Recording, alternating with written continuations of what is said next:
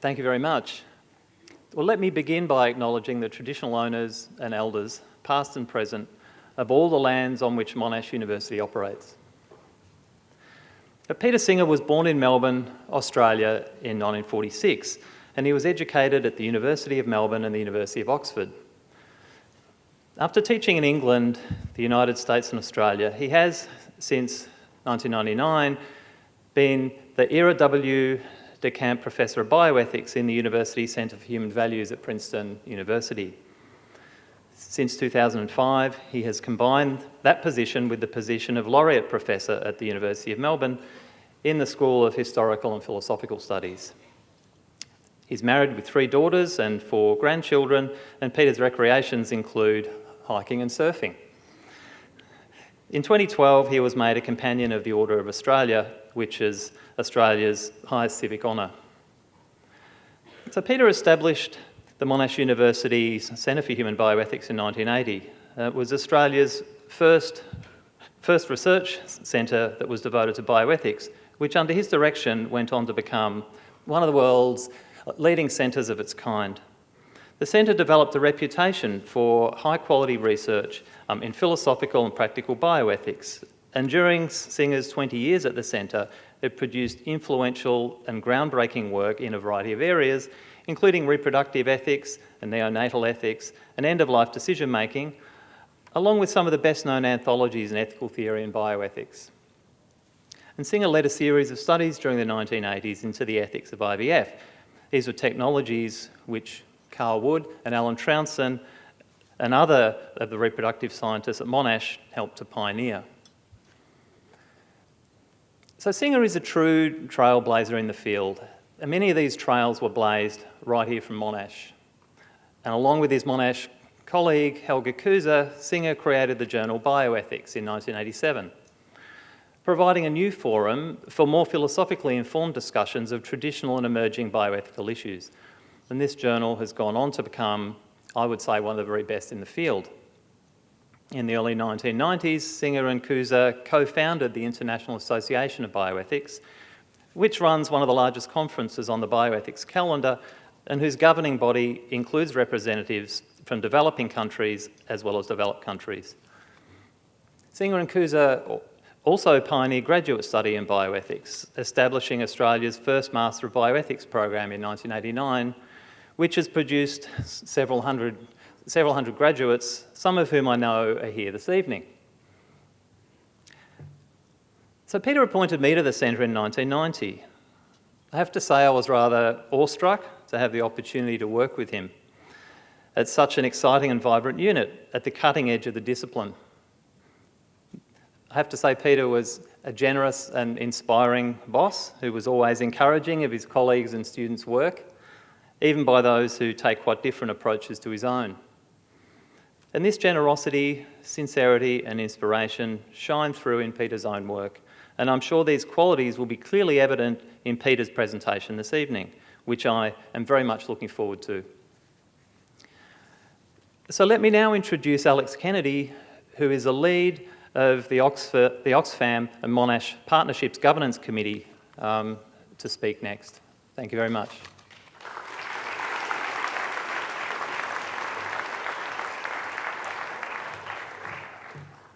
Thank you, Professor Oakley, for the introduction. I'd first like to acknowledge the traditional custodians of the land on which we meet and pay my respect to elders past and present. For those of you that don't know the work of the Oxfam Monash Partnership, our mission is simply to improve development practice and its outcomes for communities. More specifically, the partnership aims to bring together the differing yet complementary resources of the NGO and academic sectors and combine these resources to achieve even greater development impact than would be otherwise possible. At the heart of this work is a commitment to building new knowledge and exploring new ways of thinking. So we believe deeply in the importance of the work of thought leaders like Professor Singer, who are able to spark debate and encourage us to think more deeply about how we, as individuals and societies, can contribute to sustainable development, which is key to the work of Oxfam and the partnership. Professor Singer has been a long supporter of the work of Oxfam, and I would like to thank him on behalf of the Oxfam Monash Partnership for choosing us to be one of the charity partners for this event. I would now like to introduce the host of this wonderful event tonight, Dr. Linda Barclay. Dr. Barclay is a political philosopher at Monash University. She teaches in the philosophy program and is the convener of the human rights major in the Faculty of Arts, which attracts many hundreds of students. Much of Dr. Barclay's current work in the human rights program focuses on global justice and poverty, as well as the neglected human rights of women and girls. She has published widely in some of the most prestigious journals in philosophy and political science on issues of justice and fairness. Her research has always been driven by a focus on inequality and discrimination. More recently, she has published a series of research articles on issues of justice for people with disabilities. Before joining the philosophy department at Monash, Dr. Barclay worked in the Centre for Human Bioethics, and before that at Aarhus University in Denmark.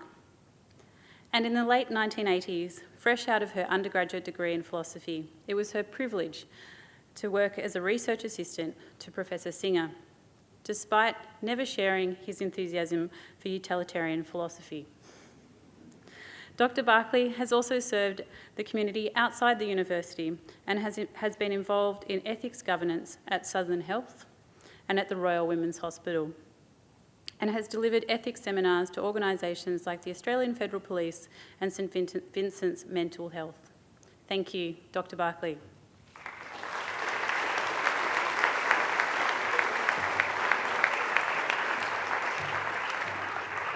Thank you very much, Alex.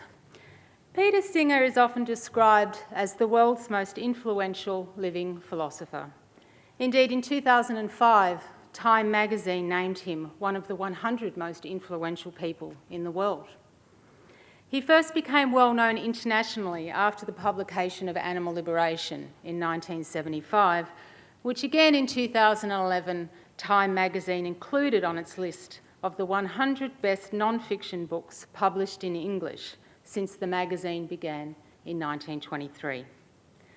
Peter's written, co-authored, edited or co-edited more than 40 books, including Practical Ethics, which is a standard textbook on first-year philosophy courses all over the world. His books have been translated into more than 25 languages. He's known especially, as Justin said, for his work on the ethics of our treatment of animals, for his controversial critique of the sanctity of life doctrine in medicine and bioethics, and for his writing on the obligations of the affluent to aid those living in extreme poverty. But his discussion of all of these diverse topics is shaped by his unshakable commitment to the moral theory of utilitarianism. Utilitarianism tells us that the right thing to do is whatever will bring about the most good for everybody who could be or will be affected. And it's a theory that was first put to practical use by the philosopher and legal reformer Jeremy Bentham in the 18th and early 19th centuries. In scrutinising the legal and political institutions of that period, Bentham was a man way before his time. He argued for the abolition of slavery, corporal punishment, and the death penalty, declared that legal and social restrictions on women were based on nothing but pure prejudice, and in rejecting the prevailing criminalisation of various consensual sexual acts, including homosexual acts, he developed the first systematic defence of sexual liberty in the English language. Fast forward then to the 20th century, and Peter Singer develops the theory to focus more on the moral conduct of individuals rather than, as Bentham did, on legal institutions. I should note another difference between Bentham and Singer is that, unlike Bentham, to my knowledge, Peter has no desire and has expressed no preference for his embalmed corpse to be placed in a glass case and wheeled out at meetings of the governing body of any university to which he has been attached. Thank heaven for that. Most of us eat meat. We undoubtedly derive some pleasures from doing so, but the suffering inflicted on animals in bringing meat to our tables vastly outweighs the amount of our pleasure. Utilitarianism, and Peter most famously, tells us that in order to bring about the most good for all affected, we must simply stop eating meat. So far, so good. But as any student of philosophy will tell you, utilitarianism is a very controversial theory. According to Singer, it also tells us that the amount of money we spend on saving the lives of severely premature babies or babies born with severe disabilities also often fails to bring about an acceptable balance of good over suffering. It's not obvious, therefore, to Peter that we should always be saving these lives. Hence, Peter Singer, hero according to the animal rights movement, villain according to some in the disability rights movement, and certainly he about whom many thousands of people have some very strong opinion or another. This evening, it's my great pleasure to introduce Peter to the stage to talk more about the way he thinks all of us as individuals should act to alleviate the scourge of global poverty. So please join me in welcoming Professor Peter Singer to the stage.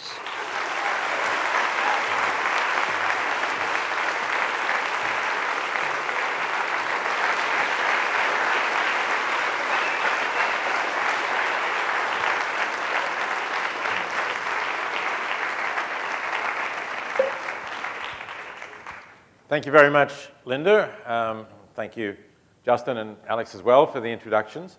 And of course, I want to thank the Faculty of Arts and the Dean, for which really the major host of this event, and also the charities that are associated with it, Oxfam Monash Partnership and Fred Hollows Foundation. And I owe a very special thanks to Ricky Shute, who had the idea, I would say the audacity, of booking the Alexander Theatre for 2 nights in the belief that he could fill it, and that turns out to be correct, and encouraging me that there is enough audience to do this talk and to have the conversations that we're going to have. So I'm going to talk to you for a little while, as Linda said, about the theme of my most recent book, The Most Good You Can Do. And then we're going to have I'm going to have a conversation with Linda. She's going to ask me questions about whatever she wishes to ask, and as you can already see, we don't see eye to eye on everything. But that's good. That's how philosophy and academic life ought to be. And then there'll be some time for you to ask questions as well. The new book, though, to come to that, I wrote because I was interested in and getting excited by the fact that something rather different was happening in terms of the way a number of people were choosing to live their lives in regard to altruism, working for others, doing something good for others with their lives. And what was happening was that there was this emerging group of people who only about 3 years ago started to actually accept as a name for themselves effective altruism. They were calling themselves effective altruists. What was different about this? There have always been people, or at least a long time there have been people, who were concerned to do something that was good for others. For example, they were concerned to try to reduce global poverty, to help people in need elsewhere in the world, and make that a part of their life. So it's not so much the idea of living altruistically to some extent that is new, but it was the emphasis that they were placing on being effective in doing this that was special. But also, as well, I guess, as well, the fact that they were discussing different ways of doing this, different ways in which you could be effective. And this is something that has, as I said, has just started to emerge. It's mostly younger people, people who have come of age since the beginning of the millennium. And I think there are a lot of factors that have contributed to this, but certainly one thing that has made it easier for the movement to form is the fact that they're all online and they can meet each other and talk to each other about these issues online. So I became aware of the fact that there were a lot of interesting discussions that were going on online and not actually in the academic journals, the places that I was more used to reading, but definitely raising a lot of interesting issues, and I would say a lot of interesting philosophical issues, because I see philosophy, at least one of the roles of philosophy, as to ask that question, which goes back to Socrates: how ought I to live? What ought I to be doing with my life? And those questions and those values were definitely there. So let me say a little bit about that and about the values that lie behind effective altruism. If you want a definition of effective altruism, you could say effective altruism is a philosophy in the broad sense of the term that one ought to live one's life so as to do the most good one can with the resources available. Now that doesn't mean that you're not an effective altruist unless everything that you do is directed towards doing the most good. Effective altruists are realists. They accept that there are very few saints out there who are going to dedicate everything they do throughout their life to doing the most good. But if you make doing the most good a significant part of your life, and I'm not defining significant, I'm leaving it vague, then I think you're certainly entitled to consider yourself an effective altruist. But there's another part of this definition, and that is that you use evidence and your ability to analyze evidence or to think about these issues, you use those capacities in order to find out what it is that will do the most good. In other words, you try to be as effective as possible, which really means, as I say, effective given the resources. So if you want to put it in economic terms, you could say as cost-effective as possible, whether the costs are the amount of money that you have available to donate to a charity, the amount of time that you have to use your skills in some way to promote these goods. That's what you're trying to do to be effective.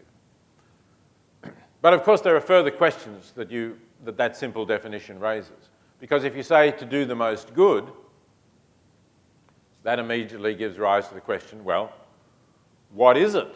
Most good in what sense? What is the most good in the world? And now clearly questions of value are going to come in. So I'm going to say something which I think is characteristic of effective altruists, but this is not a political party. This doesn't have cards that is issued to members. This is a diverse movement with many different groups and organizations that are part of it. And so there's no way of saying, well, if you don't subscribe to this creed, you're not in the party. There's going to be a range of different views. But as I say, I'll try and say some of the things that are characteristic or typical. So firstly, when effective altruists talk about doing the most good, they really mean that in a universal way. So they're not necessarily going to focus on doing the most good in their own community. That's something that a lot of charity and a lot of people who we think of as altruists do. They look at their own community and how can I help my community in some way. Of course, my community can be defined very narrowly or quite broadly. But effective altruists really are universalists. Another term that philosophers use for this is cosmopolitans. They are not focused on their community, they're not even focused on their nation, they're really focused on the world. And if they can do more good, impartially considered, by not doing good for their community, but doing good for some other community elsewhere in the world, or dispersed good around the world, then that's what they will be doing. Secondly, in terms of what is good to do, what makes the world a better place, again, there's a range of things, but I would say one thing that effective altruists would have in common is if you can reduce suffering, that is a good thing to do. So one of the most obvious things that you can do is just that, to try to reduce suffering. And there are various ways, clearly, in which you can do that. Sickness causes suffering. So if you can help people who are ill, prevent them becoming ill, or help to cure them when they are ill, those are good things to do. It would also be true, I think, that effective altruists would agree that generally making people happier or making their lives better, even beyond just eliminating the negatives, but improving the positives, is also a good thing to do. So they may well do that as well. But I would say that mostly the focus is more on relieving suffering, because that's something that is perhaps we know better how to do, we're more concrete, and we can assess that more easily. It's more difficult sometimes to know how to make people who are already at a reasonable level of welfare, to make them better off. So reducing suffering, improving the welfare of people in general, is an important goal of effective altruists. Who's suffering? I've already said it's the suffering of everybody in the world. But if you think that the term everybody refers only to human beings, then at least many effective altruists, I would say probably most, would to some extent disagree with that. Because we know that there are non-human animals who can suffer, and their suffering matters too. I don't think you'd find much disagreement in the effective altruism movement that the suffering of non-human animals matters. What you would find is some disagreement on how much priority to give that. And that's because the comparisons here become very difficult. How do you compare the suffering of a pig locked indoors in a factory farm, on a concrete floor, no bedding, a small stall, perhaps too small even for it to turn around or walk a couple of steps, locked up like that for months at a time, in conditions that if you kept a dog like that, you'd probably get fined. But if you keep thousands of pigs like that, you're just a pork producer. So how do you compare that with the suffering of, let's say, a family who have to watch their small child die from malaria? And, of course, the suffering of the child who is dying from malaria. I don't have an answer to that question. I don't know whether anybody really has an answer to that question. To some extent, you might say, you just have to decide how you rate those sorts of things.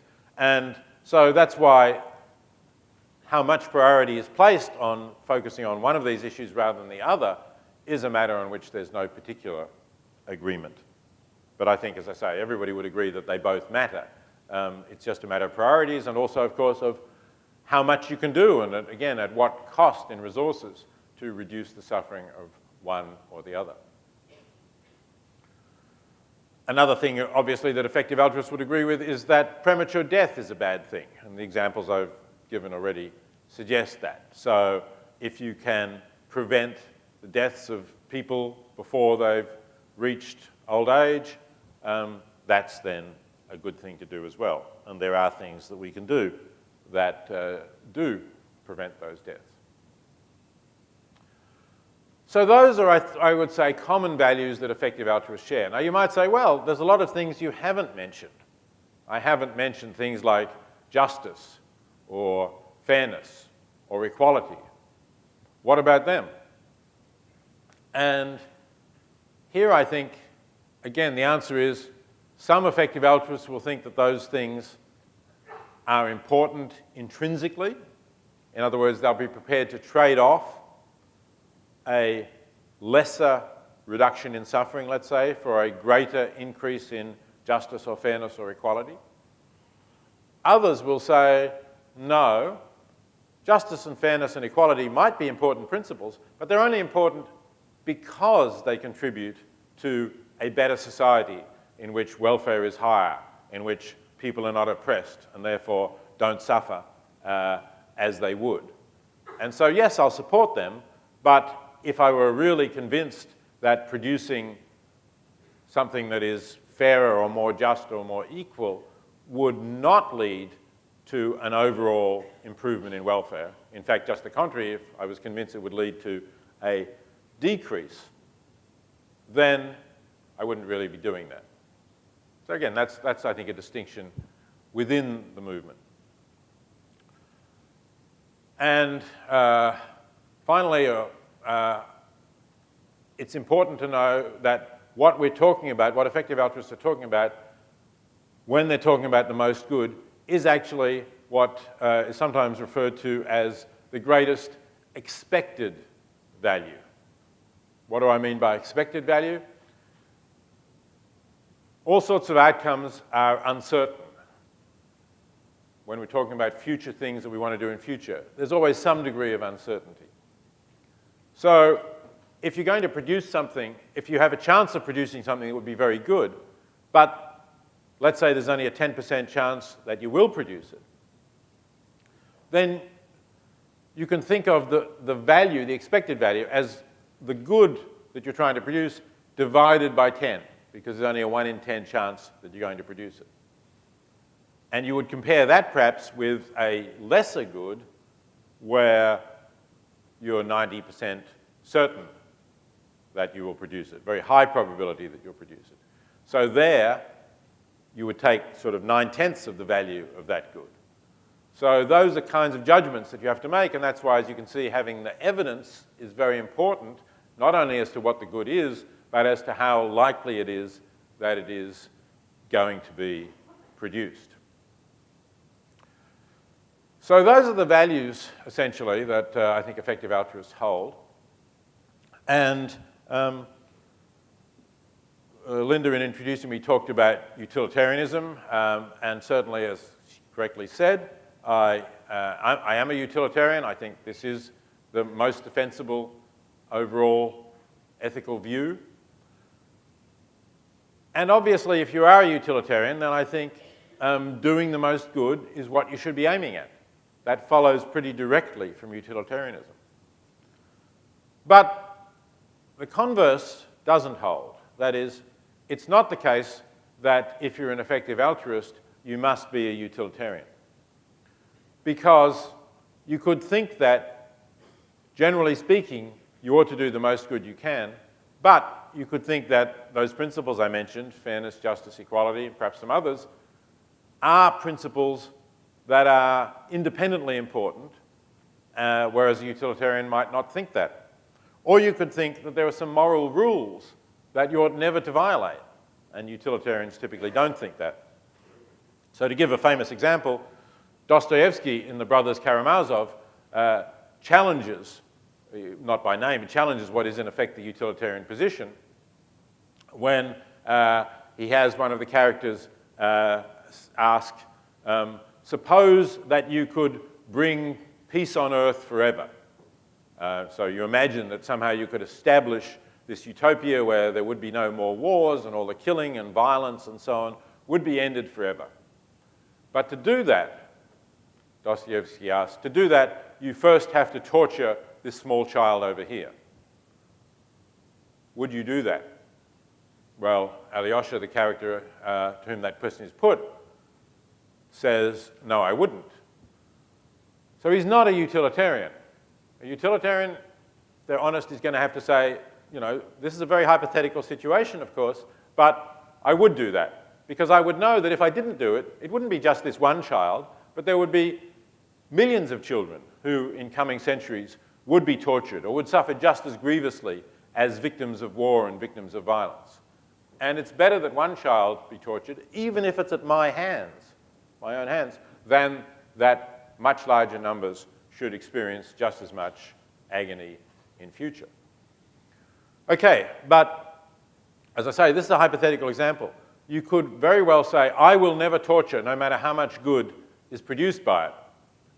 But as long as I don't have to torture, then I will do the most good I can. And in the real world, fortunately, you're not going to have to torture any babies in order to do the most good you can. So you can rest happy with that idea that you hold this principle as an inviolable principle, but in practice, you're still an effective altruist.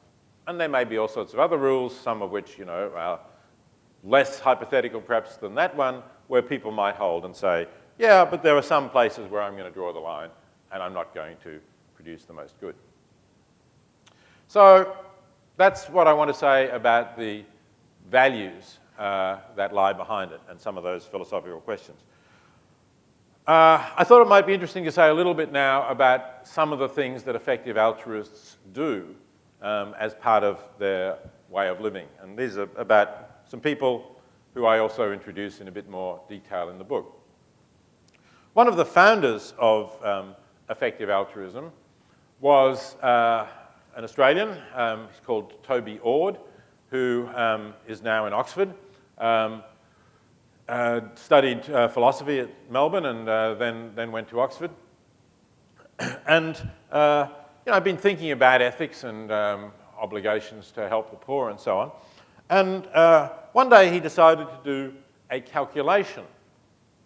He wondered how much good he could do in his life if he didn't spend more than he was currently living on. And he was currently living on a graduate studentship at Oxford, which I think was around £14,000 a year.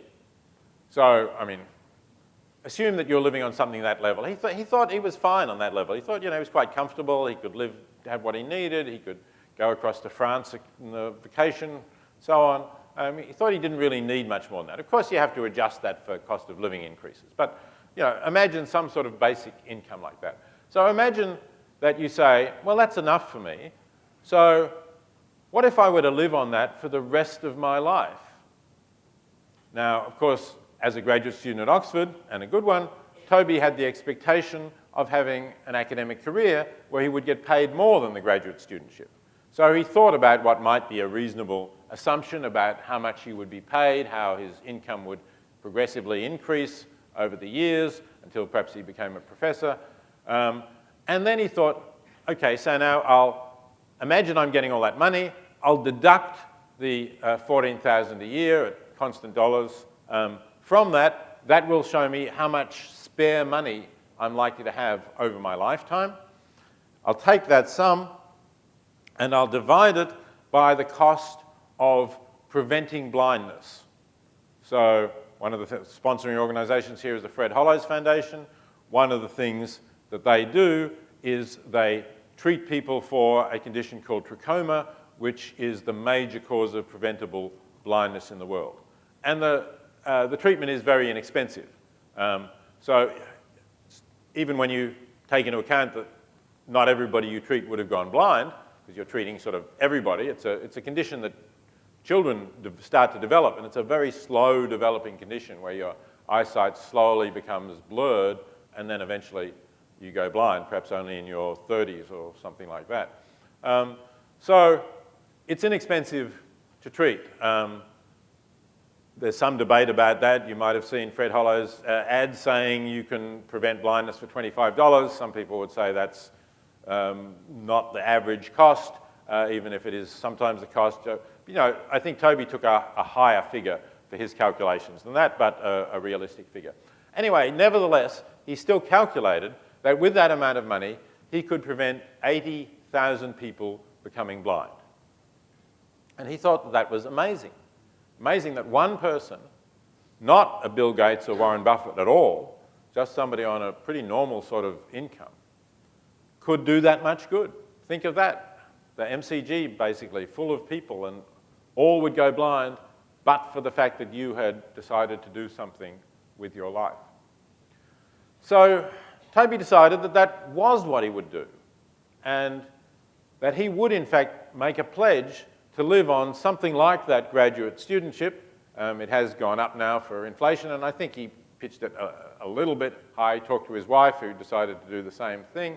I think they pitched it a little bit higher, but I think last time I was in contact with him, it was something like £20,000 or £22,000 a year, not very much higher. And he is now, by the way, a research fellow in Oxford, so he is earning significantly more. So he pledged to do that. And he also set up a website so that he could tell other people how much good you can do and encourage them not necessarily to take a pledge as rigorous as he has, but to pledge 10% of their income to effective charities. And the website also tells you a bit about which are some effective charities to donate to. So the website is called Giving What We Can, and you can have a look at that. There's also, I might mention, a website called The Life You Can Save, which developed out of a previous book that I wrote on this topic called The Life You Can Save. And thelifeyoucansave.org also will tell you some recommended charities, a sort of overlapping list, but with a couple, in fact, the ones who are sponsoring here, who are Australian, if you're interested to give to Australian charities. So, so Toby did that, and that's been very influential in getting people talking about effective altruism and getting now over 1,000 people to take that pledge and spreading information about that. Another philosophy graduate at Oxford, not everybody who's in effective altruism comes out of philosophy, you'll be pleased to know, but it has certainly had an influence.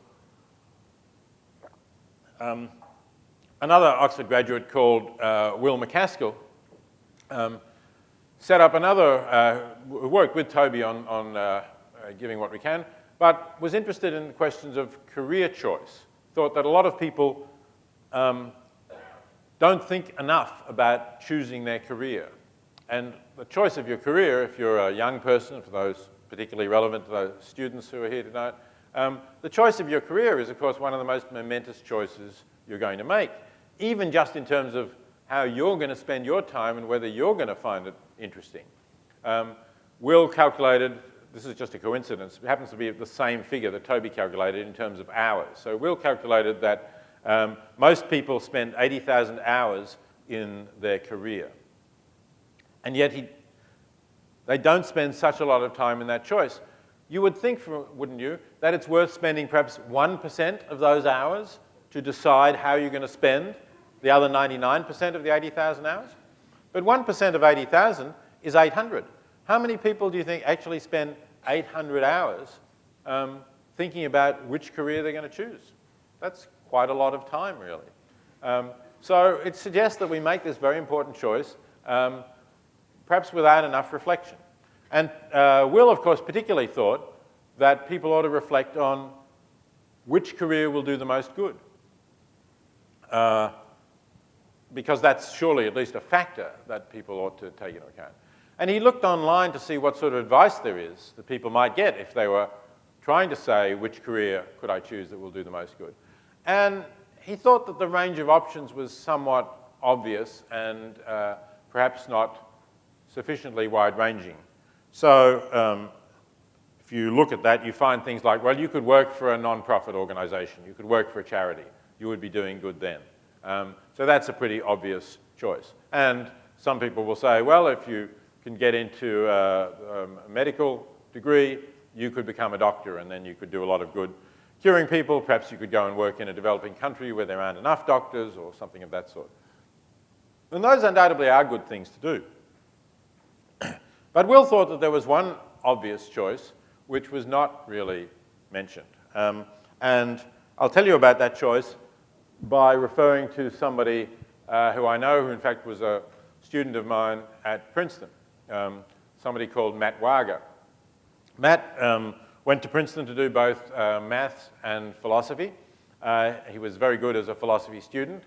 He got the philosophy department's prize for the best senior thesis. The people in their final year, their fourth year of a degree at Princeton, write a short thesis, and his was the best in philosophy. So he was then offered places in graduate schools, including Oxford, and could have gone on to have a career, like Toby, as an academic.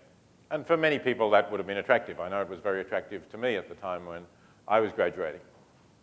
But Matt had been talking to a few people, I was one of them, but there certainly were others, about possible career choices that would do the most good. And after talking to them, he decided to turn down the graduate schools, and instead he accepted a job on Wall Street. Now you might say, well, did he change his mind and sell out? No, he didn't. His reasoning, and it was one of the options that Will thinks people ought to think about, his reasoning was, if I go to Wall Street, I will earn a lot more money than I will earn as a philosophy professor or in most other occupations that I could have. And with that money, I'll be able to do a lot more good because I'll be able to donate it to highly effective charities. He thought of it this way. Suppose that I do apply for a job as an aid worker. Suppose I apply for Oxfam, let's say, right? How much good will I do as an Oxfam employee? Certainly I'll do some good. But in getting that job for Oxfam, let's say that Oxfam offers me the job, the marginal difference that I will make by my choice to work for Oxfam is not all the good that I will do in that job in Oxfam. It's all the good that I will do in that job at Oxfam minus all the good that the second best applicant for the job would have done. Because if I wasn't in the field at all, Oxfam would have appointed the person they considered the best applicant, who presumably was the second best applicant, given that I was in the field. So that person probably would have done almost as much good as I would have. I mean, if you assume Oxfam's judgment is correct, it would be almost as much. Of course, sometimes you appoint the wrong person, and the second best applicant might have done even more good than the best applicant. But let's assume that Oxfam's judgment was good, actually Matt could have done slightly more good than the second best person. Okay, but now Matt is working for this Wall Street firm, trading firm, and in his first year, by living modestly, he is able to donate $100,000 to effective charities. You get well paid straight off if you're one of the bright students who gets employed by these firms. So $100,000 is substantially more than Oxfam pays its aid workers. So Oxfam could take this money, if it wished. I don't know exactly what it did with it, but I mean, if you gave it to Oxfam, it could take this money and create a completely new aid worker position, completely new employee. And if it did that, then all of the good that this employee did would be because of Matt's decision to go to Wall Street and do this work and make this donation. Not just the marginal difference between one worker and another, but all of the good. And as I say, since you wouldn't pay the aid worker $100,000, there'd be even money left over to do other good as well. So that's the reasoning that Matt used and that Will thinks can be sound if you're the right person, if you have the ability to get this sort of job, and if, this is another big if you have the strength of character not to be sucked into the idea that now you're working alongside people on high salaries like you, but probably all the people you're working with are using that money to live a higher kind of lifestyle. So they're buying BMWs or Porsches or something like that. They're living in much flashier apartments than you're living in. They're jetting around the world and all sorts of things. So if you're going to get sucked into that and spend the money in the same way, don't bother with this. You'll do better as an aid worker. But for some people, and so far for Matt, he's now 3 or 4 years been in this thing, and so far he is continuing to live fairly modestly and to donate half of his earnings to effective charities. So that's another, I think, a fresh way of thinking that is involved in effective altruism. I don't really want to say very much more because I do want us to move on and have the conversation that I'll have with Linda. But let me just perhaps say one thing, and that is the people that I know in the effective altruism movement, and I could say that the people that I know in the animal movement as well, which goes back further for me, find the way that they're living to be a rich and rewarding life choice. They're not really suffering because of their altruism. And it's interesting that there is now quite a lot of good psychological research showing that people who are generous, people who are directed towards others in their activities, are happier with their lives, typically. Obviously, this is not a universal generation, but on average, they're happier with their lives than people who are more self-focused, if you like, more egoistic. It's something that the ancient philosophers talked about. They called it the paradox of hedonism, that if you aim at your own pleasure, you don't get it. If you aim at something else, you do. And as I say, there's good psychological research now that suggests that this is true, and even suggests that the causation is from the giving, from the altruism, to the happiness. Not just that it's a correlation, but that it is a causation. So some people will then say, then why are you causing this altruism? Doesn't seem that people are actually making a sacrifice. Well, in one sense, that's true, but I think it's also true that they are focused on others.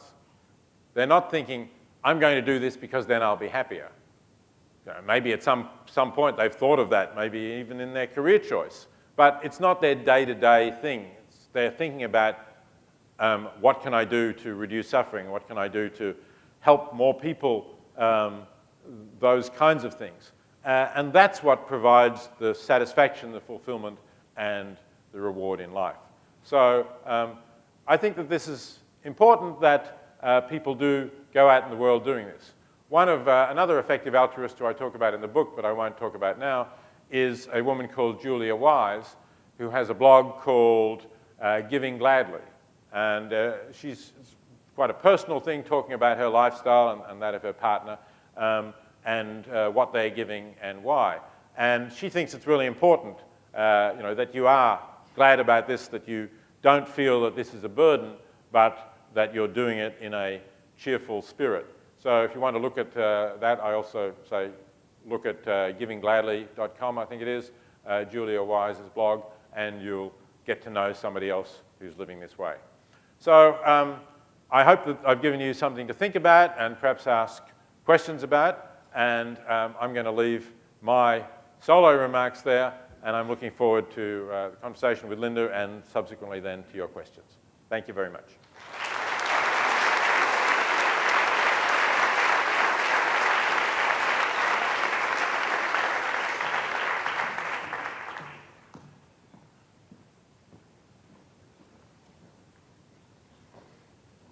Thanks, Peter.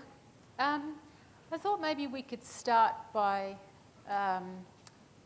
talking about animal liberation, because your ideas there have had such influence on so many hundreds of thousands of people. I mean, when you talked about animal liberation, you pointed out that our consumption of meat and dairy, for example, causes enormous amounts of harm. And so your message was quite simple: stop inflicting harm, stop eating meat, stop eating dairy. But effective altruists are asking us to do something more ambitious than simply refrain from harming others, aren't they? You're potentially suggesting we might give away very high portions of our income, or even thinking about changing careers. So I suppose one place to start is to wonder whether or not you think effective altruism is likely to enjoy the same sort of traction that the animal liberation movement did, given it's so much more ambitious. It is more ambitious. That's true, and it sort of goes beyond the don't do harm, as you correctly pointed out, and urges, basically it's suggesting that to live an ethical life, there are some positive things that you have to do, some positive things that you ought to be doing for others. So in that sense, you're right. On the other hand, it does have one advantage over the animal movement, and that is it's actually more, I think, in harmony with widely accepted values, in the sense that nobody is going to say that you're not doing good things, that it's not good to help others to reduce suffering, the kinds of things that I've talked about. Some people will say, we don't need to go as far as that. But generally people will admire people who do go quite far. Whereas with the animal movement, a lot of people had this more negative view that, why are you focusing on helping animals? We should be helping people.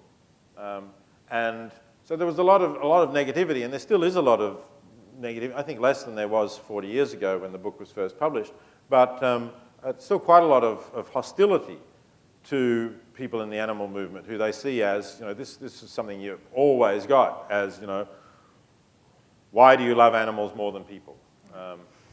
Which, I don't think is at all true of the animal movement. I think often they do more for people than people who are not in the animal movement, as well as doing stuff for animals. But it's that kind of idea that there's something wrong with you for doing that the animal movement had to fight, and this movement doesn't. Okay. One of the messages, well, the message that I really did like in the book is the simple one, that most of us could and should do more to prevent people from dying. And I suspect it's the message of the book that many people will willingly embrace. But I wanted to tease out a little bit more what Peter Singer, the utilitarian, as an effective altruist, really thinks. So as a utilitarian, of course, you don't think just that we should do more than we're doing and do it a bit better than we're doing. You also think that we should strive to do the most good that we can.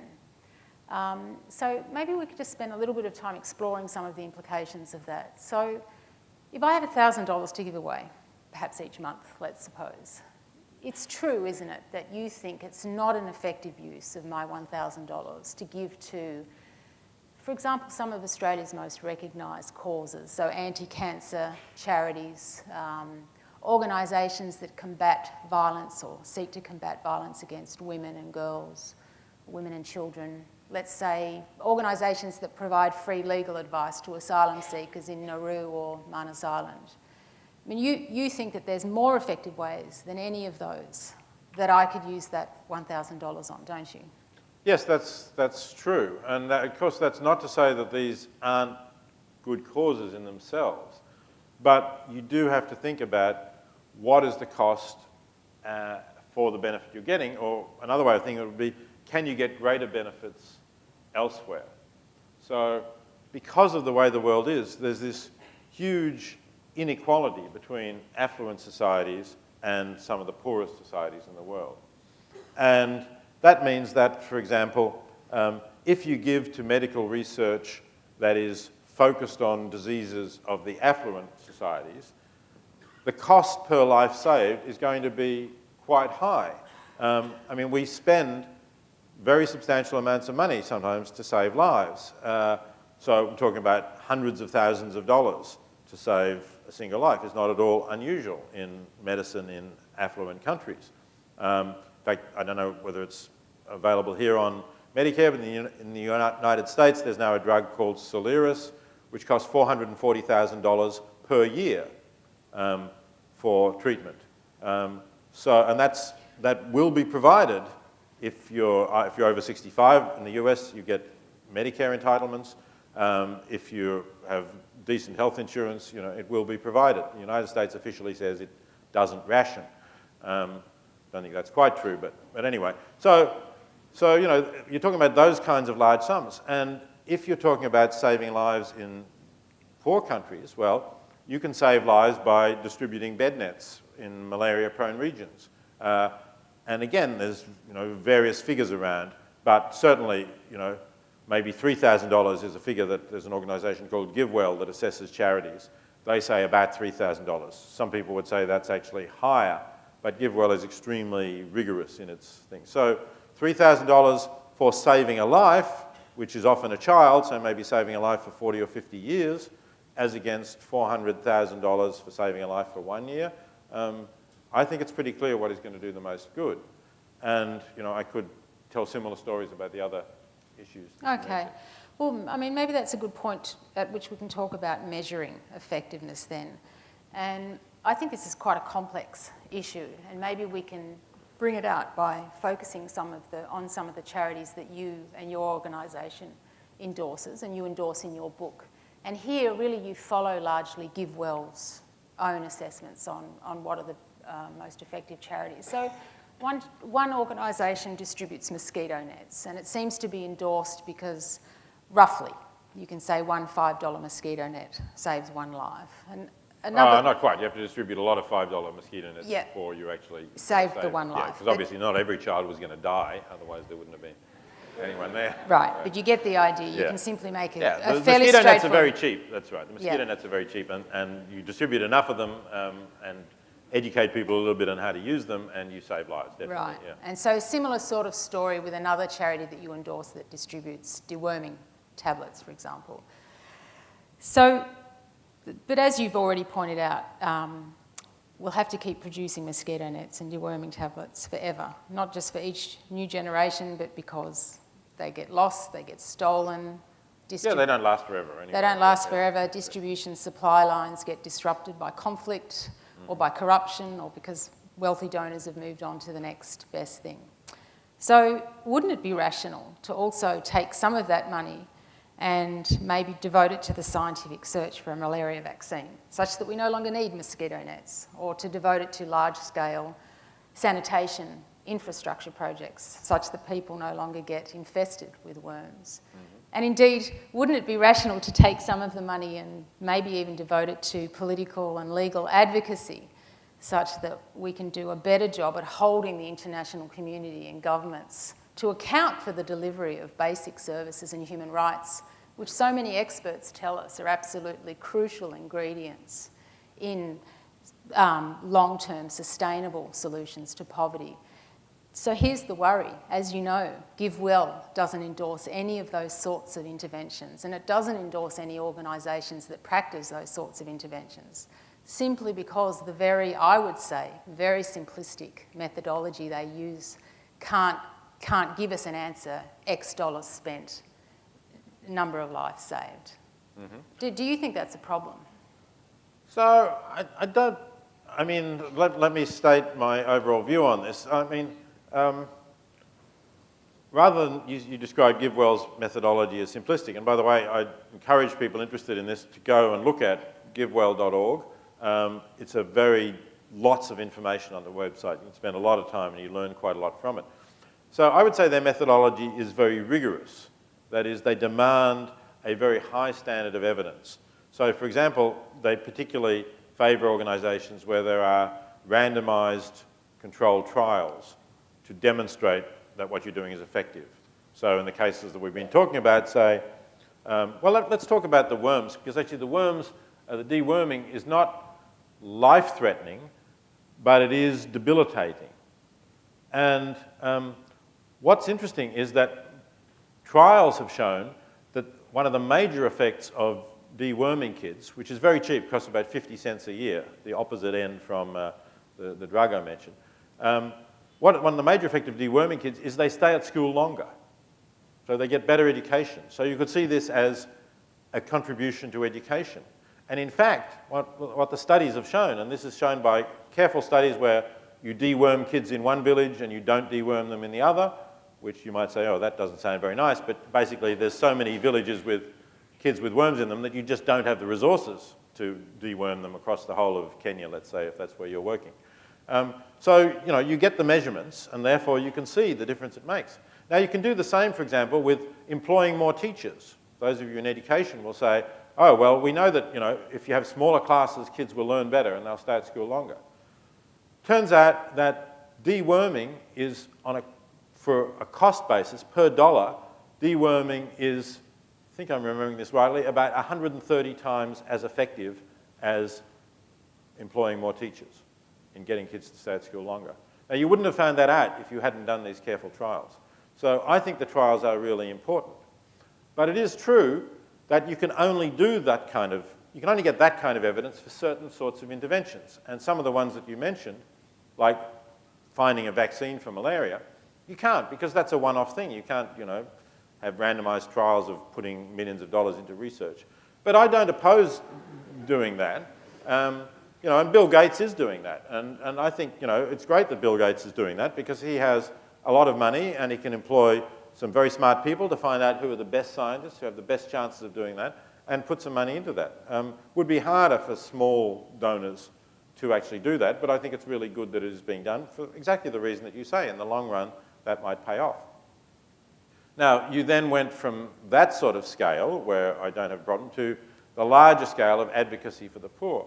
And again, you're right, GiveWell's methodology can't grapple with that. And I do think that that's a weakness. And if you look at the lifeyoucansave.org, which is the organisation that I have some input into, although I'm not hands-on managing it, they recommend, for example, Oxfam. And one of the things that Oxfam does is advocacy. So advocacy for the poor, particularly poor, for instance, that are being disempowered by extractive industries in their area, digging up the area or polluting the rivers or something like that. But, you know, a whole variety of different kinds of advocacy. In the United States, Oxfam America advocates against the Farm Bill, which provides billions of dollars in subsidies to mostly fairly wealthy American farmers, thereby enabling them to sell their agricultural products on the world market at prices that undermine millions of small peasant farmers in Africa. A bad thing for not only, I think, a waste of US taxpayers' money, but also clearly a bad thing for largely agricultural developing countries. So one of the reasons that Oxfam is on our list is because it does do that kind of thing. It's more of a guess, and that's why it's not on the give well list. You know, is it going to work or not? I've got a couple of examples in the book where I think it has paid off pretty well, but obviously there'd be many other examples you could give where it didn't pay off at all. So yeah, if you're prepared to take that higher risk, I don't really have a problem with that. Okay. So obviously then the question about how we can best alleviate or prevent poverty is actually really complex. Let me add another layer of complexity. So one of the ways some countries have been able to reduce the amount of extreme deprivation is by engagement in better engagement in international markets through things like manufacturing and tourism. So China's an obvious example with NERIA, a centre of humanitarian assistance, but there's other, particularly Southeast Asian countries, to whom this applies. So here's the thought. If all of us wealthy folk are now spending our money on mosquito nets and deworming tablets instead of on the goods and services that developing countries produce, that won't help them with their employment and subsequent tax revenues. And yet, employment and tax revenues are two things that can provide really robust protection against poverty, more robust, potentially, in many cases, than relying on humanitarian assistance. So do you really want all of us wealthy people to stop travelling to foreign countries and buying iPhones and so on? Say no.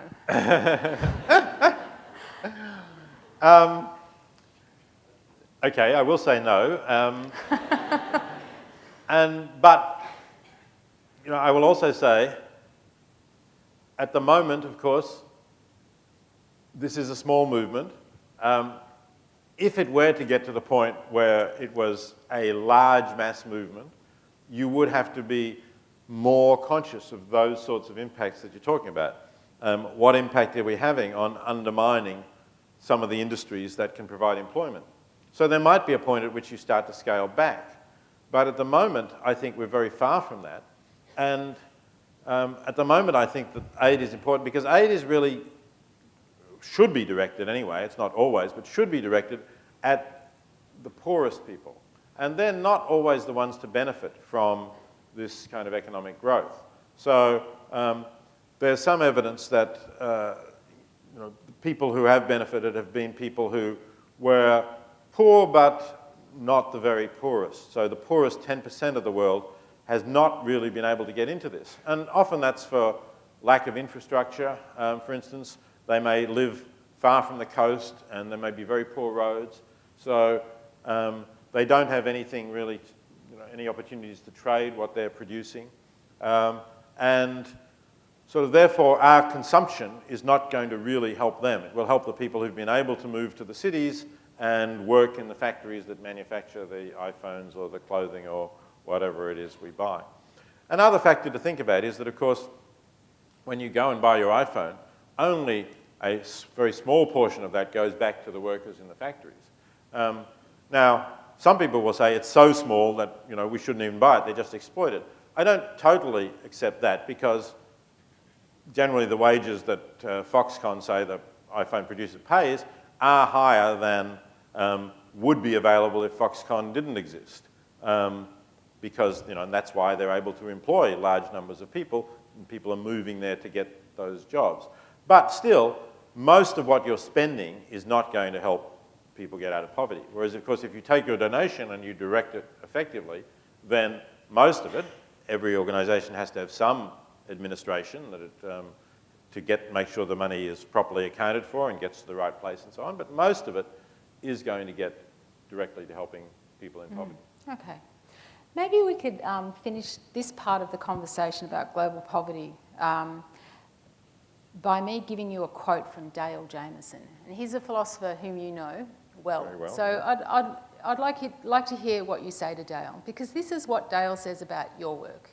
At one point he says, it's unhelpful with its emphasis on individual conscience, rather than what he seems to believe should be the right emphasis on international and national, better and more effective national and international institutions. Institutions that he hopes, effective institutions that would allow the poor to take charge of their own affairs, rather than be, as he sometimes puts it, passive recipients of our largesse. How would you respond, or how do you respond to Dale Dale? and I have lots of conversations about this. And you know, we may disagree on some of these things, but as you say, we are good friends. I saw Dale when I was in New York just a few weeks ago. So I wish that I thought that there was some reasonable hope in the foreseeable future of reforming the global institutions in ways that will dramatically reduce poverty. But unfortunately, I don't see that as very likely to happen. I already mentioned the Farm Bill, right, in the United States. This is one small plank of this unfair global economic order. It's a plank that ought to be particularly easy to remove, because the Farm Bill is opposed not only by the global humanitarians and people generally on the left, you could say, or, you know, America barely has a left, let's say, slightly on that side of the centre. Slightly less loony. Yes, Yeah. yes, right. You know, not only by them, but also ought to be opposed by the so-called Tea Party Republicans who want to reduce the size of government and reduce taxation. Because this is taxpayers' dollars. Billions of dollars of taxpayers' money is going to subsidise agricultural production for no good reason except maybe, you know, helping these farmers in particular states. But nevertheless, despite many efforts over the years, that Farm Bill gets tinkered with a little bit, but essentially doesn't get changed.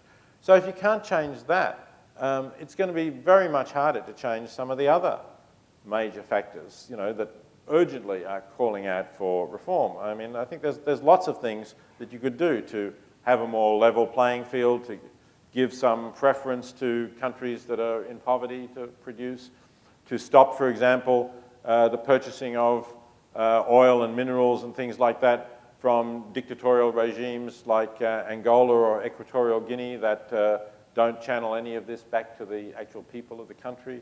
There's all sorts of things that we should be doing, and I'm happy to support efforts to do them.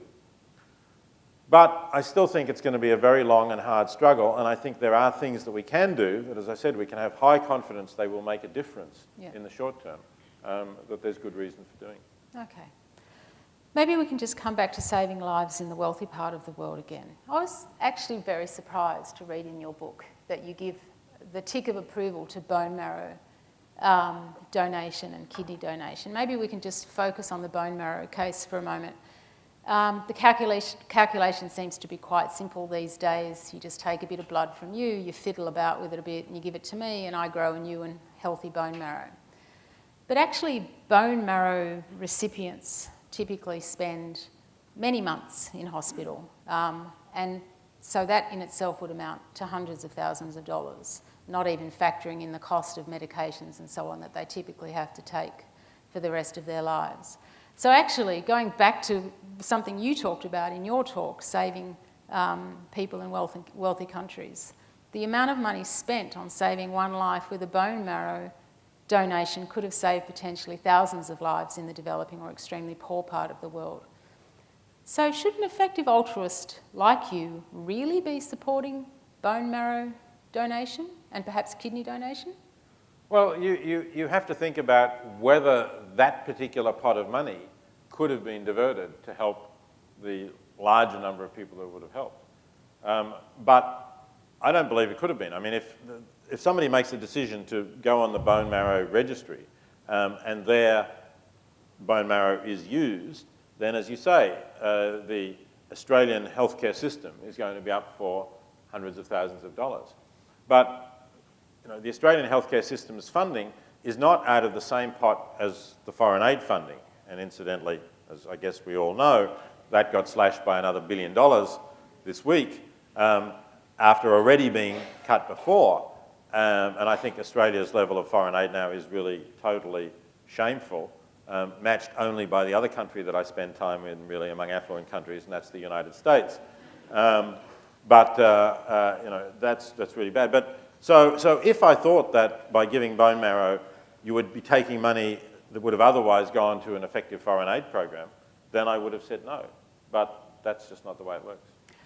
But so if I, as an effective altruist, shouldn't be spending my money ineffectively, shouldn't I, as an effective altruist, also be putting pressure on my government not to spend my money and your money and your money ineffectively? Shouldn't I be putting pressure on them as an effective altruist? No more bone marrow transplants, lots more effective foreign aid. Well, I certainly agree with the lots more effective foreign aid part of it. But there are also other things, probably, that the Australian government spends money on that is less effective than bone marrow transplants. So if what we want to do is to say, some of you may have seen, I was on Q&A last week, and Greg Hunt, the Minister for the Environment, was there, and I raised this question about why have we cut our foreign aid to such a low level? We're now giving, incidentally, about 1/3 as a proportion of our gross domestic product. We're giving about 1/3 the level of the United Kingdom.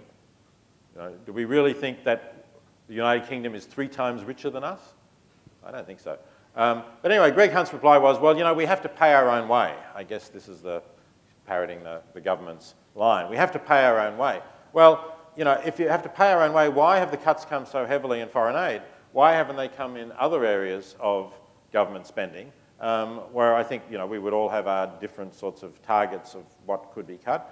But I think there's a lot of stuff that could have been cut before foreign aid, and I don't necessarily think that the healthcare budget would have been anywhere near the top of that list. So yes, we should urge our government to have larger and more effective foreign aid programs. We should also urge our government to cut what we think of as the least useful things that it's doing. But realistically, the government is going to continue to spend quite a lot on healthcare, much more on protecting the lives of Australians than it is on protecting the lives of people elsewhere. I mean, it's responsible to the voters of Australia in a way that it's not responsible to people in other countries. So if it wants to stay in office, it's going to keep doing that. Okay. Let's get personal for a minute. You and your wife Renata give away approximately 1/3 of your income. In your book, you present us with many examples of people who earn a lot less than you do and give away more than 1/3. In other words, the effect of their donations the effect of their effective altruism is after their donations. They live on a lot less money than you and Renata do after your donations. So let me ask you very directly. I was wondering whether you feel any discomfort in exhorting people to live to a standard that you yourself appear unable to live to. Well, I do feel some discomfort This in is completely normal in a philosophy seminar. Trust me, it's okay. It doesn't actually often get that personal, but in terms of saying objections to positions you take, yes. Look, I guess I do feel some discomfort, but let me just say, I don't exactly exhort people to do a lot more, in the sense that I think, what I say is, I think that it's good to do more than I'm doing, and I think, I would be a better person if I gave more, and I have been increasing the amount that I've been giving over the years. I wouldn't say I've reached a plateau as yet, but it's kind of where we are in decision making that Renata and I have. Obviously, it is pretty substantial in terms of what most people do. So I think that I feel that, if people are giving, let's say, just talk about that 10% pledge limit that Giving What We Can has, or there's a different scale on the life you can save that you can find. if people are giving at those sorts of levels, I think they can feel that they are doing something very substantial, that they're doing something that is very significantly above what most people in their community are doing. And I think they can say to themselves, look, it's not for everyone to really be so saintly or such a path-breaking example setter that they're going to be out there and doing absolutely everything that they think they ought to be doing.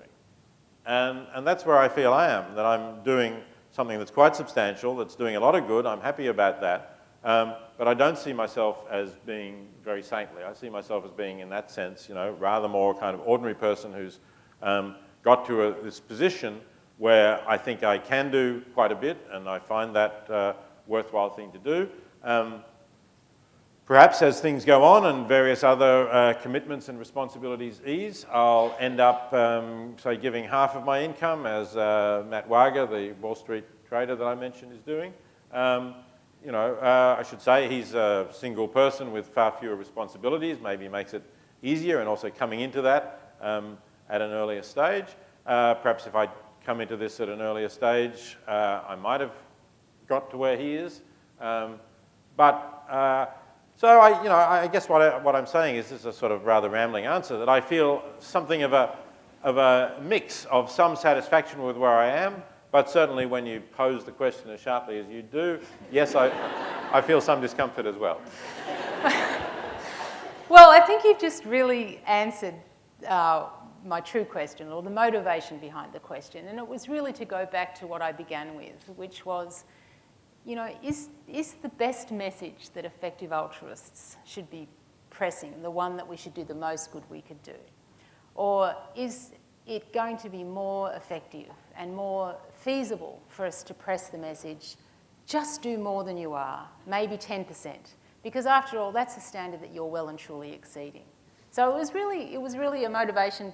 Really, the point of it was to ask whether we shouldn't pull back from this ambitious, do the most good you can do.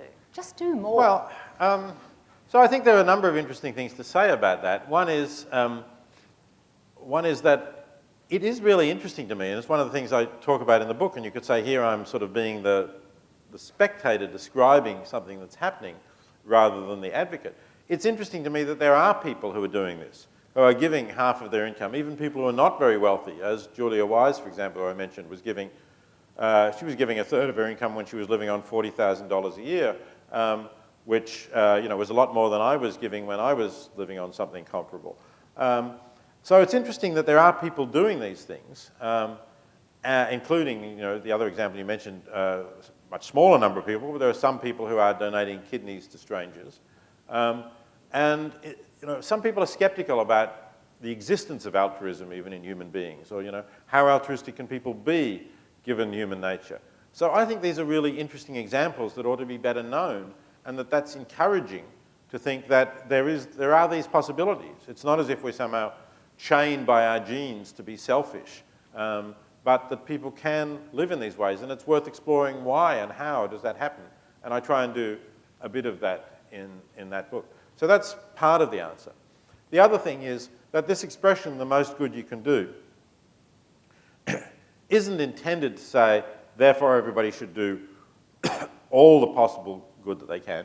But it's also relevant to the fact that if you are, let's say you have decided to give the 10% level that you mentioned, with that 10%, it's important to think about doing the most good you can. So it's important to think about these issues that we've been talking about how some charities, some causes, may be hundreds of times more effective than others. And that's something that people who give to charity typically don't think of. I mean, to me, it's a disturbing statistic that 70% of the people who donate to charities do no research at all on the charity they're donating to. Just none. They don't even, look at basic things like how much of the money goes to programs and how much to administration. And by the way, I don't think that that's at all really a good guide, but that is probably the thing that, of the remaining 30%, most of them look at that. Even fewer look at what are the impacts of the programs. And that's, of course, really what you should be looking at. So the message, the effective altruism movement is trying to get the message out with whatever you're going to give away, however big or however small it is, try to use that to do the most good you can. And that's at least part of what's intended by the title of the book. Okay. Well, we've been talking for half an hour, and it's been great talking to you, but I think we should see whether or not members of the audience would also like to participate. Right. And I can With see some hands sharp going up. I think questions. we're going to get the house lights up a little bit so that we Yeah. can see you And better. maybe turn those lights down a If bit. we can, we can see that. We have the house lights up, whoever's listening to me on the tech panel. Ah, yes, I think they're coming up now. And maybe we can ask Emily. Emily, where are you? First so off. we've got some microphones. I think we want people to use microphones. Is there somebody up the back there? Yes, is that? Okay, so why don't you pick a hand at the back, because I can't see people at the back very well. Okay, what was your name? Okay, I've got Emily here. Yep. You're suggesting that there's a hierarchy among charities in as far as the amount of good they can do. But given that it's fairly incontrovertible that there's too many people in the world and we're impinging on the environment and making animals suffer, isn't it possible that the most good we can do is donating to organisations that address population control or the environment instead of preventing death? Thanks for that question. Yes, it's certainly possible, and on the Life You Can Save, we do include an organisation, PSI, Population Services International, and among the things it does, not the only things it does, is it makes contraception available to people for whom it's not available. And I certainly think that that's a clear win-win. So there are, according to the World Health Organization, there are 220 million women who do not have access to contraception, who would like to have access to it. So if you provide them with contraception, then you're helping them as women to control their lives. You're helping whatever children they will have, because those children will be more spaced and will get more of their parents' attention and are likely to do better as a result of that. And also, you are reducing the growth in population of the world, which, for the reasons you said, is a good thing to do. It's, as you know, we have a growing population, and it's difficult to see that we will be able to sustain in the long run a population that continues to grow for climate change reasons, for all sorts of environmental reasons. So I do think that that's one good thing to do. It's also worth pointing out that by getting kids to stay at school longer, which the deworming thing, for example, does, as long as there are girls in that school, and certainly there should be, then you will also reduce fertility, because there's a correlation between the number of years of education that a girl has, I should say an inverse correlation between the number of years of education a girl has and the number of children that she has. So there are different ways in which you can do that, but I certainly agree that population is an issue that's important to be thinking about. Okay, so can we come down here with a microphone? We've got one over there? Yep, okay. Well, I guess I'll do a bit of sponsoring first. Up way high? Yeah. Hi. All right, well, my question is anyway sort of more of a personal question of mine. I'm looking at going to the army, and obviously there's a lot of moral convictions in that. And do you reckon inhibiting like sort of violence and stuff that can go on through, say, the killing of terrorists and stuff, even though it may not directly inhibit the good of a person, say a local, directly through any of the actions I do you reckon just restricting like terrorist movement and the bad they can do to the locals is good in itself? Yeah, it's a good question. I'm not a pacifist, so I do think that we have to, regrettably, in the world in which it exists, we have to have defence forces, and I think they can certainly do good things in a variety of ways. I mean, one of the things that Australian Defence Forces does, of course, is it does provide assistance in emergencies among some of our neighbours, and that's certainly a worthwhile thing to do. Yeah, I think, regrettably, there are forces in the world that need to be combated, and it's important to have military force for that purpose. Part of the problem with going into the army is that, to some extent, you allow the government to decide what you're going to do in terms of fighting, and that, you know, to some extent there's an element of chance there. So there are obviously some operations that you might support, and there might be some operations that you would not support. And what are you going to do if you're ordered into a conflict that you think is not justified?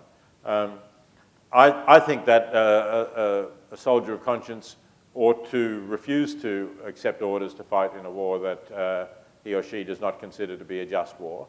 But there will be sanctions for that.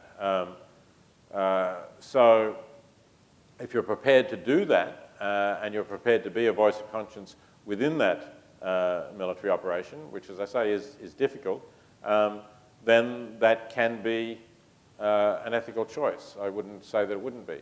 But I do think you should also consider a range of other options, and whether that is, in fact, the best choice that you can do is, of course, going to depend on the other options that you'll have. Okay, I've just got Josh here. Mm-hmm. Thanks.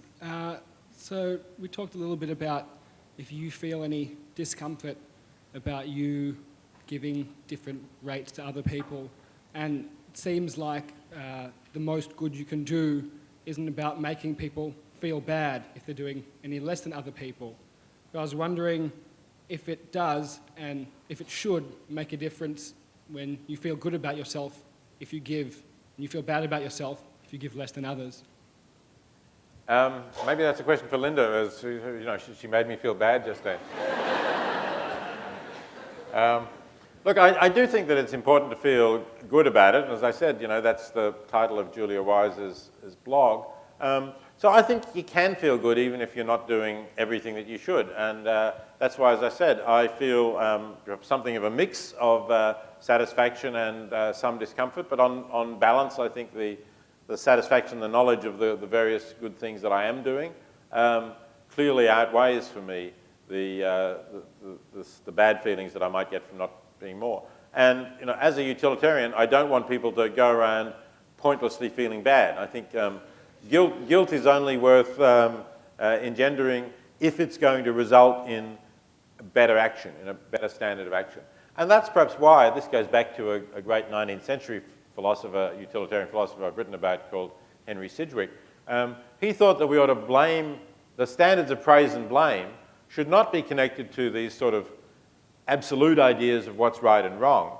They should be connected to what is the norm in the community. So you should, by using praise, you should try to raise the standard, progressively raise the standard above what it is now. But that blame should basically be reserved for people who are below a certain standard. So you don't have to blame yourself for saying, well, I'm not giving as much as I should. Let's say you're giving 10%. That's way above the standard in this community. So you don't have to blame yourself for only giving 10%. You can praise yourself even for giving more than the standard, but of course you know that you could praise yourself even more highly if you gave a little more still. I've got Charlotte here. Mm-hmm. As a teacher, sometimes the lack of student activism and drive to do the most good can sometimes be a little discouraging. So how do you think we can further empower school children with a sense of global responsibility and a passion for effective altruism? It's a good question. I think that showing children that they can make a difference, showing them what their efforts can do is empowering and helpful to them. And of course, giving them more of a sense of connection of who they're helping, giving them stories, anecdotes of people who are in need and whom they can assist.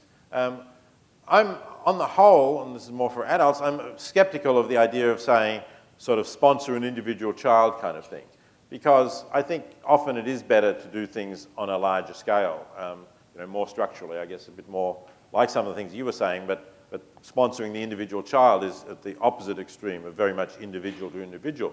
But it does attract people because people like to think that they know who they're helping. I think as you become an adult, you can perhaps move beyond that and think about the greater good that you can do by distributing mosquito nets or deworming programs that help large numbers of people, not just individuals. But for children, perhaps getting to know other individuals, other children, other families, other villages, getting to know more about them and their lives and seeing what a difference they can make is an effective way of getting them more enthusiastic about this. Should we go over this side of the room now? We've got somebody here. Hi, I was just wondering, should I be investing money in the stock market now, or should I be donating money now? I guess short-term versus long-term donation. How good a stock market punter are you? If you're the next young Warren Buffett, invest it all now, give it away later. If you fall well below that standard, as I guess most of us do, then I think you should consider that there is also a return for what you're giving now. In other words, by helping people now, let's say you help those children to stay in school longer, they get more of an education, they get better jobs, some of them perhaps are able to start small businesses, to employ other people, to develop products for their area. So there is a return on investment in that sense that is going on with the money that you're donating now. And the question is, can you beat that return on investment if you donate now by your investment in the stock market? My guess is that most people can't. But as I say, that doesn't show that nobody can. And if you're really confident you can, that could be a reasonable strategy. We'll come back over here. We're moving sort of down through the room. What have we got there? Oh yeah, g'day, my name's Tom. I feel that perhaps we've been skirting around the should of how much you should give. To some extent, this, do the most with what you can give, but how much can we give and how much should we give? And we've talked about the 10%, the 30% and the 50%, but if it was coming down to a question of, what really should we be giving? How much can we do without? What sort of level should we be giving if we're trying to live, I suppose, a good utilitarian life?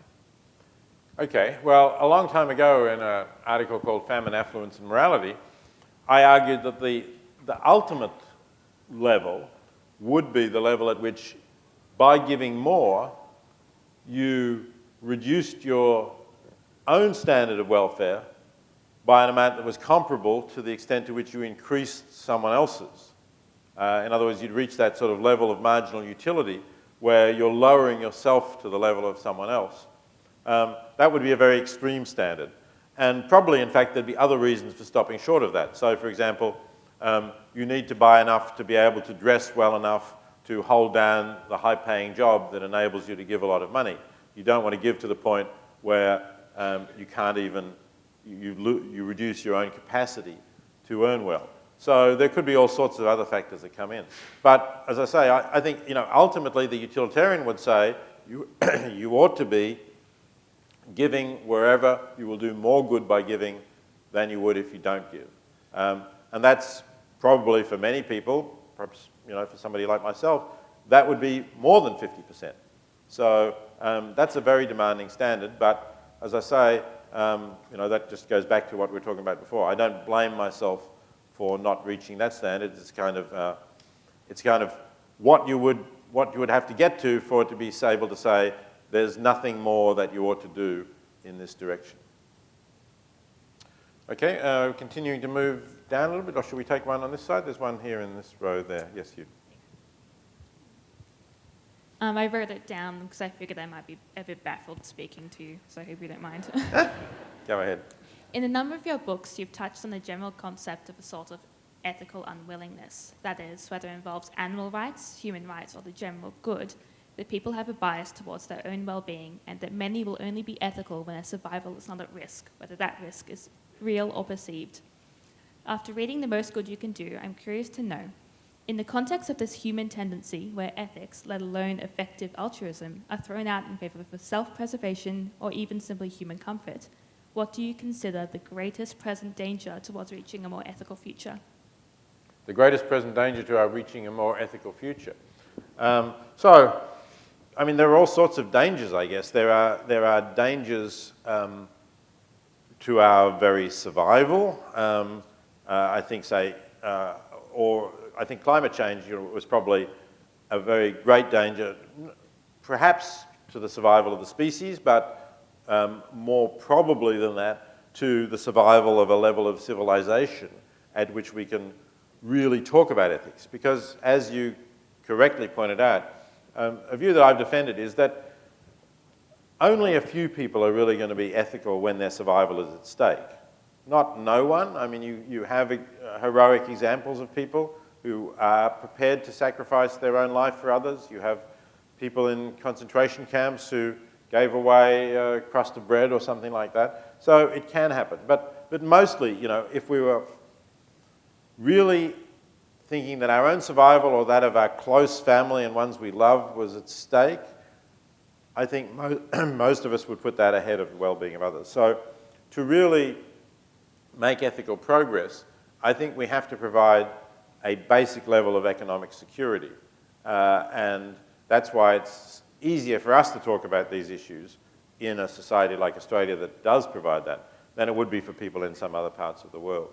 But anything that will threaten that would be a danger. And as I say, climate change is one. You know, you can also see various ideologies that are around in the world at the moment that could be a threat to that if they become more widespread, and I certainly hope that they won't. So those are also dangers. But also, let me just say, you know, it is always going to be a hard struggle for these views to spread, because there undoubtedly is a selfish tendency in human nature. I said something before about, you know, despite our selfish gene, a kind of reference to Richard Dawkins' view, despite our selfish gene, people can be extraordinarily altruistic. And so I don't think, you know, we are determined by our genes. And by the way, I don't really think Richard Dawkins thought that either, though he's been interpreted that way. And I argue in The Most Good You Can Do that our capacity to reason can make a difference here. But it is always going to be something of a struggle. It's never going to be completely easy for people to put aside those more selfish tendencies. And for it to spread and become a mass movement, it's going to have to do a lot of work to get there. Okay, where are we on this side? Have we got someone here? Yep. Yeah, go ahead. Peter, I was just wondering, applying your ideas of effective altruism to how we help refugees. I'd just like to know, because, you know, I think about, you know, what it costs to help one person arriving in Australia as opposed to helping perhaps a large number of people in refugee camps. I mean, I just wondered what your thoughts were on applying ideas. Yes. Well, I think Linda mentioned that in one of her questions, but I didn't actually touch upon it about, say, the cost of sending lawyers to Nauru. And I do briefly, the book, the Australian edition of this book has a brief postscript which touches on that too. Obviously, I think that the way that our government is treating asylum seekers is not defensible. And I think as concerned citizens, we ought to be active about that and voice our objections to that. But would I make this a priority objective to work on with my time or resources or donate to organisations that are doing this? No, I wouldn't, for the reasons that you know, have already been indicated. I think it's a very difficult issue to make a lot of progress on. It's become particularly difficult when now basically, you know, both of the major parties are taking pretty similar lines because they both perceive that they could lose elections, you know, on different views. Or I guess the Liberals see that they can win elections on this, and Labor now fears losing elections on it. So that makes it really difficult to get substantial change. Plus, you know, the number of people is not huge. It's, you know, real, but it's not huge. So should you invest a lot of resources into trying to change something where you're unlikely to really be able to change it and where the number of people that you're helping is not very large? Given that there are other things that you can do for a larger numbers of people at less cost with a higher probability of success, that's where my priorities would go. I've just got James down here. Oh, hi, thank you. So as was said, I'm James, and I'm one of the conveners for the local EA Melbourne group, and I just wanted to let everyone know about another great event that Peter Singh is going to be speaking at later in this year, the EA Global Conference. which, if people are interested, the website is eaglobal.org, so if you can check that out. But the question I wanted to ask for Peter is what he considers to be the most persuasive or compelling objection to the sort of effective altruist ideas that you've explained, perhaps one that's been mentioned tonight or one that's been proposed in the literature somewhere. Of course, the ones that have been mentioned tonight. Yeah, thanks. Thanks, James. Yes, so I do think the difficulty of assessing structural change and putting that into this comparison. I also earlier mentioned the difficulty of comparing the suffering of non-human animals and humans. I think the difficulty of comparing advocacy for major structural change with more specific causes is a serious objection that needs to be considered. And I think there are also other causes that are difficult to weigh up. I mean, in the book, I argue that some causes are objectively better than others, and I use the example of donating to build a new wing of an art gallery or museum, which can cost hundreds of millions of dollars, and I think that does less good than donating to the effective charities we're talking about. But suppose someone says, what do you think about protecting endangered species of animals? That's, I'm very reluctant to say, never mind, let them all go extinct. It's too costly to save them, because once they're extinct forever, and there's lots of things that we don't know about them, and we don't know about the future, and we don't know about what future generations will want, and there's questions about is there intrinsic value in biodiversity. That's another whole nest of issues which is quite difficult, and I think effective altruists tend to say, too hard, I'm going to focus on those values that I talked about, reduction of suffering and so on. And look, I think that's a very reasonable approach for effective altruists to take. But when somebody objects that something else has a different kind of value, it's not easy to know how to respond to that. We've got one in the front row here. Is there a microphone there? Yeah, second front row, I guess. Yeah. Thank you.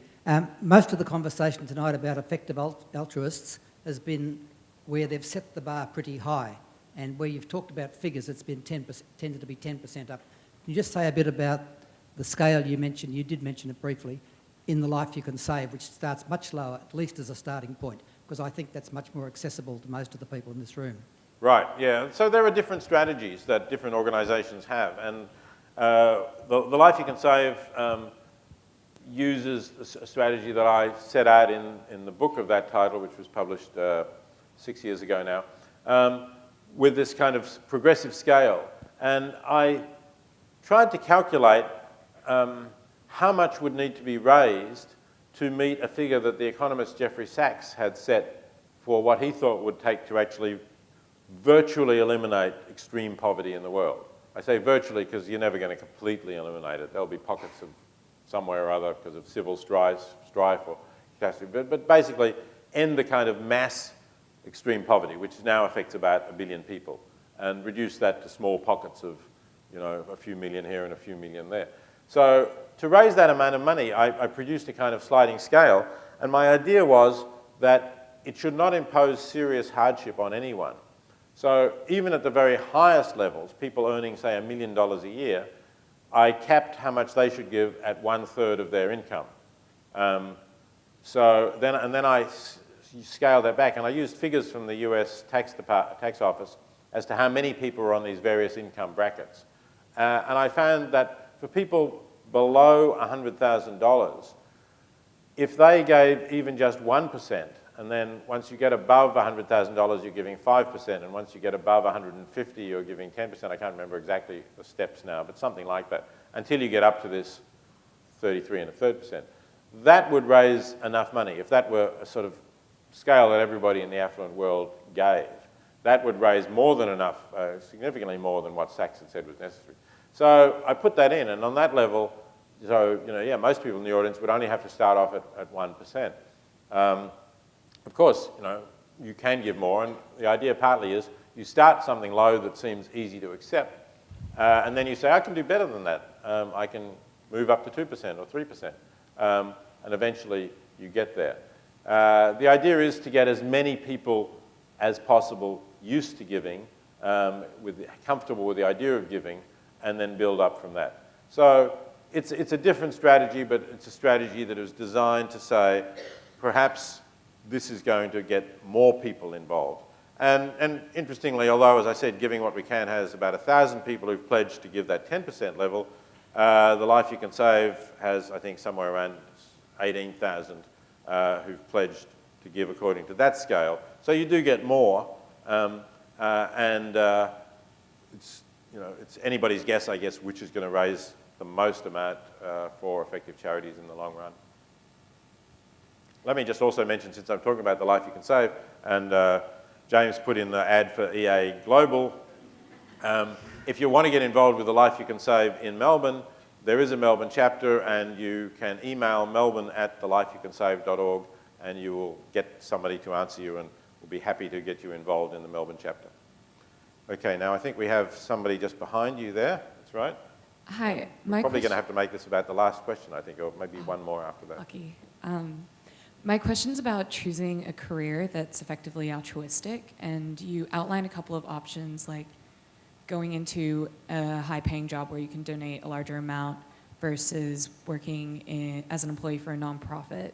But as someone who's early in their career and very passionate about development causes, you also mentioned if you were to be in development or the nonprofit sector, start an organization that could bring about substantial change or even promote the social movement.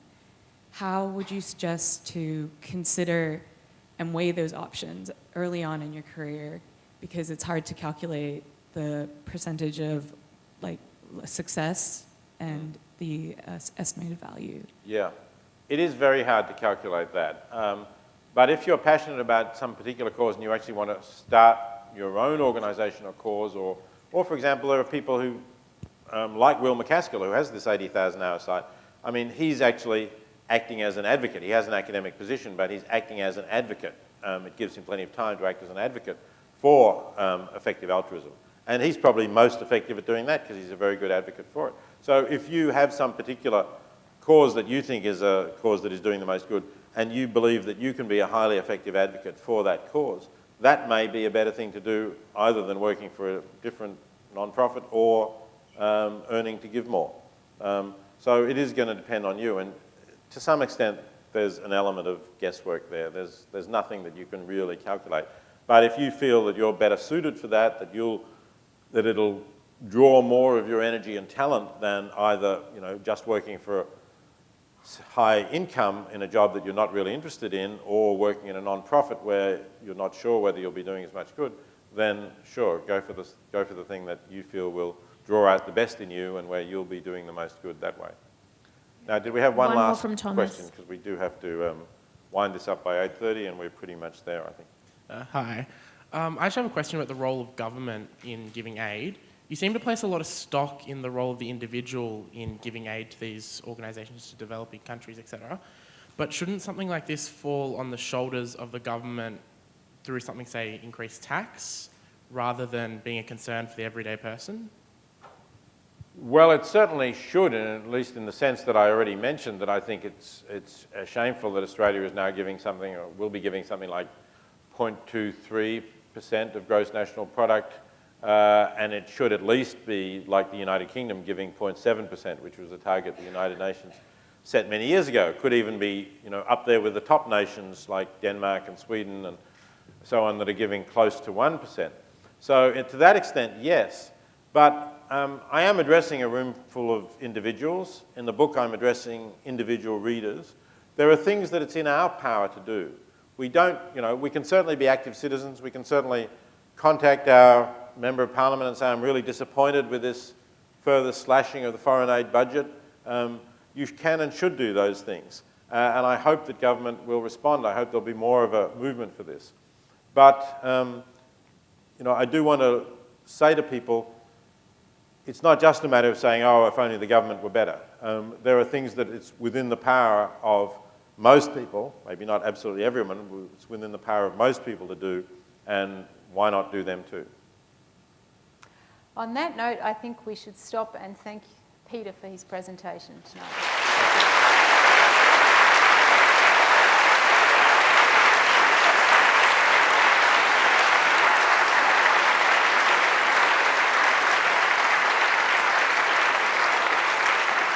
Thank you, Peter. Just before you all leave, I've been asked to remind you that Peter will be out in the foyer shortly signing copies of his book.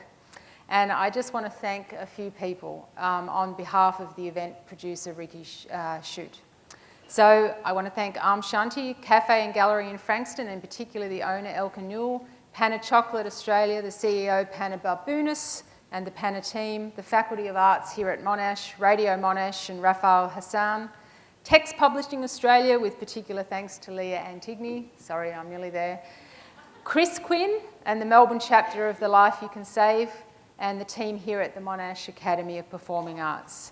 Most especially, we'd like to thank our charity partners, the Oxfam Monash Partnership, with special thanks to Anna Donaldson and Alex Kennedy, and the Fred Hollows Foundation, in particular Anne-Marie Wilcox. And I'd like to thank Ricky Shute, who's had the idea for this event and who's worked tirelessly to make it the success that it is. And of course, thank you to the audience for your participation. Thank you.